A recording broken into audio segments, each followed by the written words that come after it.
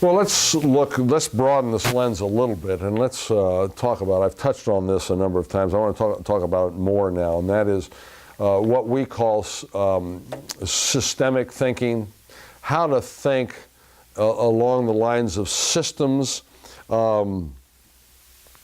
It's in some ways looking at the complexity of the context in which we all exist.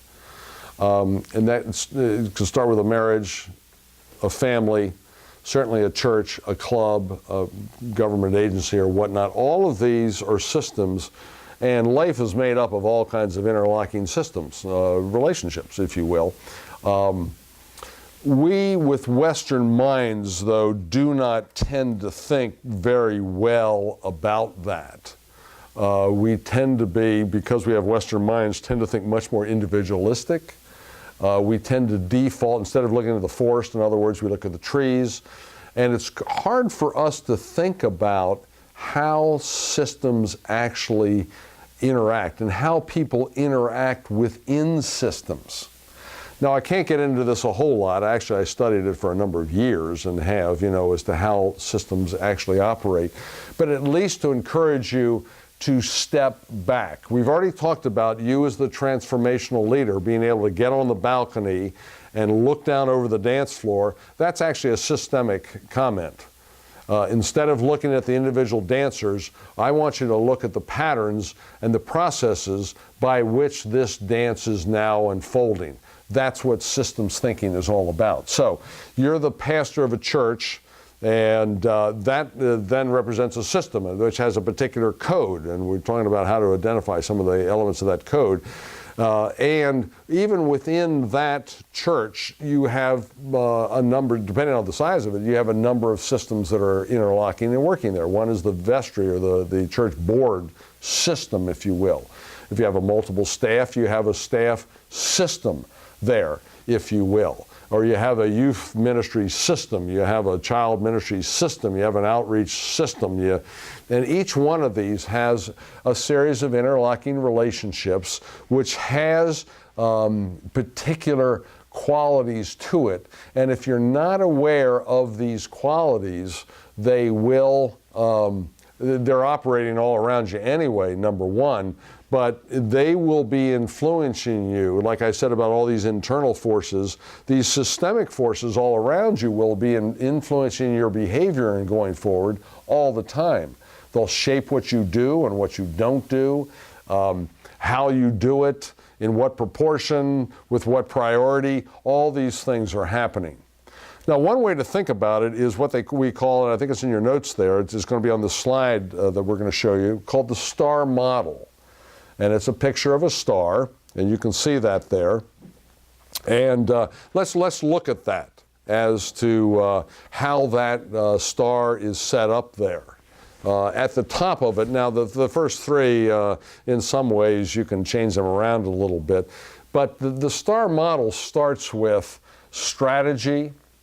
The strategies, I think that's in your manual. Sometimes we put process on top, but strategy. Okay, what is it we're actually trying to do here? What are the strategies that are involved in prosecuting our mission, if you will? Then, what structures do we put in place to actually prosecute this strategy that we have stated that we have? Okay, so we say that these are the particular emphases of our church. This is what we want to see accomplished, and these are the structures that we're going to put in place.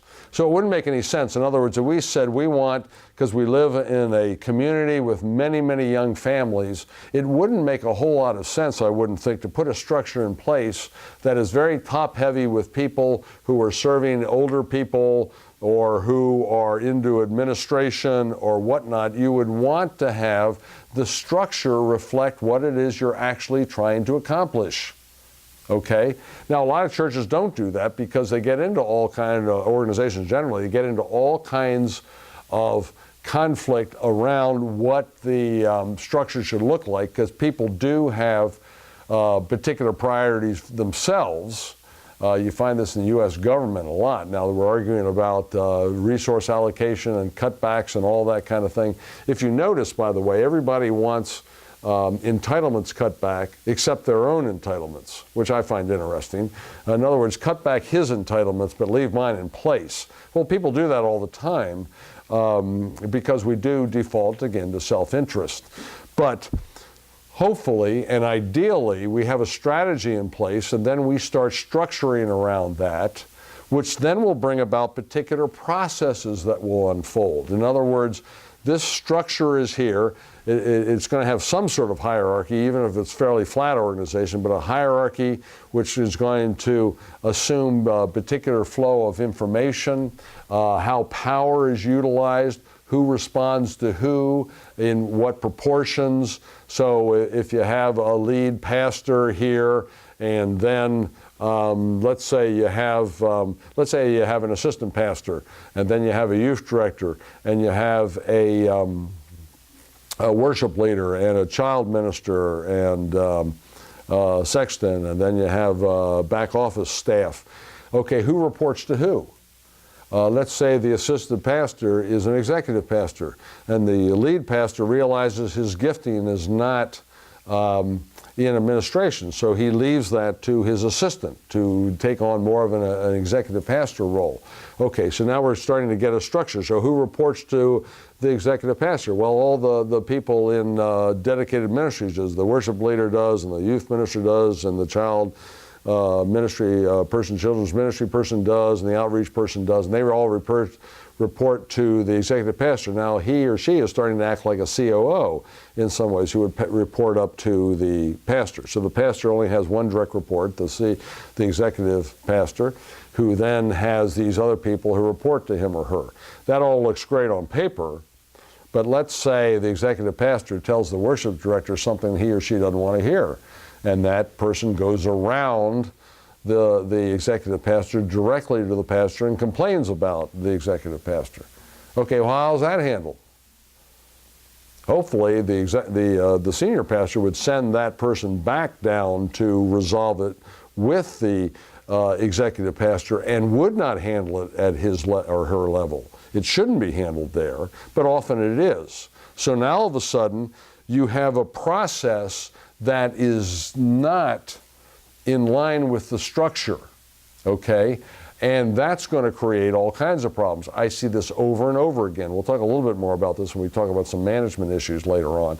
But for this to realize, to say, I am very, very curious about the structure as it exists. How, in other words, is it supposed to work? And then how, in fact, does it really work? And often you find the structure and the processes aren't working as they should. Then you have your people, and how those people then fit into the process of the structure to prosecute the strategy, okay? And then they're what we would call the reinforcers. How are the people reinforced? What are their pay scales? That kind of thing. Now, all 5 of these things on the STAR model, all 5 points of these, all interact with each other. In other words, you can't affect one without affecting all of them. And that's the way systems work. You're not siloed. In other words, whatever decisions you make about the structure of an organization is going to affect strategy, process, people, and reinforcers. And any decision you make about personnel, about the people, is going to affect all these. Each place that you move into is going to affect all the other ones, because they all do interact together all the time, okay? So these things are constantly going together, if you will, to influence the behavior that you are currently seeing. And I think I've already given you the quote, and I'm going to give it to you again. The system is perfectly designed to give you the results you're getting. So when somebody, I don't care who I'm coaching or talking to, be it a minister, a CEO, whoever, starts complaining to me about what is occurring in their situation, I'm trying to think, how actually is this system designed? Because the system, all these points on the STAR model, will coalesce to give you particular results. Okay? Now, unfortunately, because we are individualistic in our thinking, we tend to blame people. Well, the reason things are all messed up is because of Susie. I mean, she just, she makes a mess of things. And if she would, be more accountable or this or that or the other, then things would be much better. Well, that's the easiest way, and that's the way our minds tend to default to, but it's usually the least helpful explanation, I find. I am much more interested in how did this system, how did this context coalesce to give us Susie acting the way that she is right now. Because you put her in another context, I guarantee you she wouldn't act that way. Or if she did and it was a different context, things would happen in a very different way that would modify her behavior in different directions. It may make it worse, I'm not saying it makes it better, but it would not be the same. So what you as a coach, and as you're listening to coachees or as a pastor looking at your system, you need to constantly be thinking, okay, how does this actually work? What is our strategy? How are we structured and the processes that flow from that? They call this, by the way, there's a whole term for this in the secular world. They call it process engineering. And people will come in, now they do it more formally than informally, the way I'm encouraging you to look at this, but they'll look at the processes to find out, like a product they want to come to market. So they'll look at the way now the system organizes to bring that about. And is there better ways to streamline this system so that we can get it to market faster and less cost and blah, blah, blah, blah, blah, obviously, kind of thing. This is sort of doing the same thing, but looking at, okay, how is this actually developed? How are we actually carrying on work? Like a church, let's say, we can talk all we want about the mantle of leadership and blah, blah, blah, blah, blah, and who's really got the power and all that kind of stuff. But as I get into church situations, I find that the real power sources often have nothing to do with the pastor, have nothing to do with the clergy. Sometimes the secretary has more power than anybody else in the church because this was true, by the way, in the church I work with. The pastor's secretary was completely incompetent. She didn't know IT, didn't know how to run a computer, and didn't care to know. So I, of course, asked the pastor, why is she here? And she said, well, my husband's a senior, her husband's a senior warden, and he's the biggest contributor to the church. What would you have me do, Jim? Okay, that says to me, she's the one with the power here. And you're going to have to figure out how you want to negotiate that system. But don't talk to me about the pastor being the mantle of leadership and all that kind of thing. She was the one who de facto was the one in many ways that was running that church. Okay, and then people were defaulting to her as the person doing it. But if you look at an org chart, she's this little square way down the middle of nowhere. It didn't make any, it made no sense if you looked at an org chart looking at her.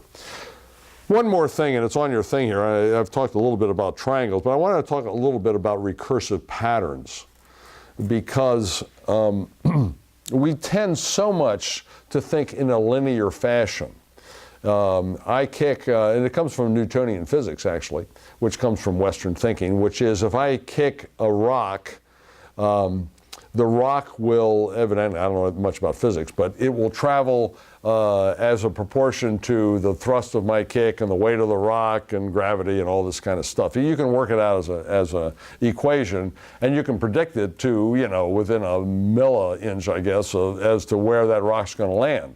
That's not true if you kick a dog, because if you kick a dog, you're conveying information. You don't know what that dog's going to do. It could go in many different directions. But we always punctuate reality from our own point of view. That's the one thing to understand with a recursive pattern. What I don't realize is that I'm part of the play that's unfolding. So let me give you an example from couples.